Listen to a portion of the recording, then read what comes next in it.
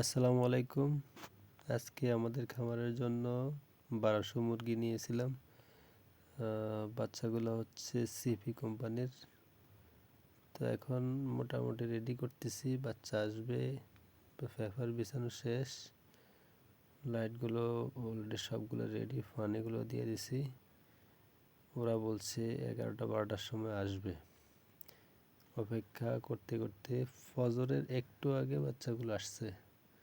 এই গাড়ি আসছে, গাড়ি থেকে নিতেছি সবগুলো বাচ্চা বুঝে নিয়ে, এরপরে আমরা চলে যেতেছি। গাড়িও চলে গেছে। বাচ্চাগুলো হচ্ছে সিপি কোম্পানি, সিপি বাংলাদেশ। ঘরের মধ্যে আসছে এগুলা। এখন আমরা একটা একটা করে এটার মধ্যে ছেড়ে দিব। বাচ্চাগুলো মাশাআল্লাহ ভালোই, ব্রিগেডের বাচ্চা।